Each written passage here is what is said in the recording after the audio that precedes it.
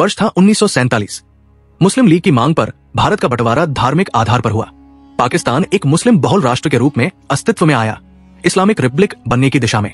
लेकिन भारत में हिंदू बहुमत के बावजूद न तो उसे हिंदू राष्ट्र घोषित किया गया और न ही संविधान में हिंदू पहचान को कोई प्राथमिकता दी गई। मगर यहाँ सवाल यह है कि यदि एक देश धर्म के आधार पर बनाया गया तो क्या दूसरे हिस्से को भी धर्म आधारित नहीं होना चाहिए था? दरअसल विभाजन केवल धार्मिक नहीं बल्कि राजनीतिक भी था।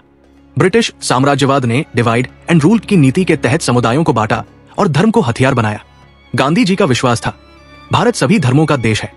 उनका सपना एक ऐसा भारत था जहां मुस्लिम, सिख, ईसाई और हिंदू साथ मिलकर रहें। नेहरू भी पश्चिमी विचारों से प्रभावित थे।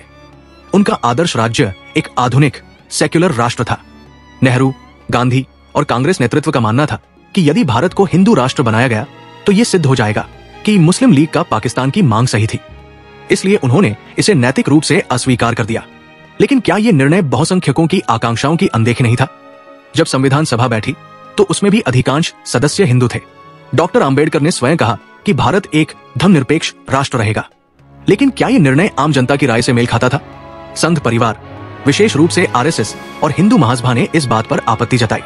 उनका मानना था कि भारत को अपनी सांस्कृतिक पहचान स्पष्ट रूप से रखनी चाहिए। वीडी सावरकर पहले ही हिंदुत्व की विचारधारा रख चुके थे, जिसमें उन्होंने स्पष्ट किया था कि भारत एक पवित्र भूमि, पुण्य भूमि और जन्मभूमि केवल हिंदुओं के लिए है। आजादी के समय भारत को अमेरिका, ब्रिटेन और सोवियत संघ जैसे शक्तिशाली देशों का समर्थन चाहिए था। एक सेक्युलर भारत वैश्विक मंच पर एक प्रगतिशील राष्ट्र की छवि प्रस्तुत करता था। इसलिए भी भारत को एक धार्मिक राष्ट्र के रूप में स्थापित नहीं किया गया।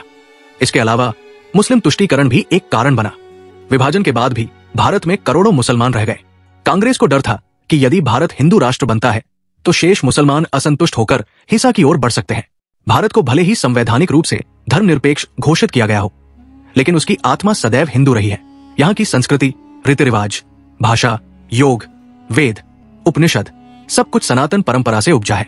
प्राचीन भारत कभी किसी इस्म या मजहब से नहीं चला। यहाँ धर्म का अर्थ जीवन पद्धति था, सनातन धर्म। ऐसे में यह तर्क प्रस्तुत किया जाता है कि भारत को अलग से हिंदू राष्ट्र घोषित करने की आवश्यकता ही नहीं थी, क्योंकि वो स्वभावतः ऐसा था। आज 75 सालों बाद एक नई बहस शुरू हो रही है। क्या भारत को अपनी मूल पहचान को स्वीकार करना चाहिए? क्या सेक्युलरिज्म के नाम पर बहुसंख्यकों की आकांक्षाओं का गला घोंटा गया?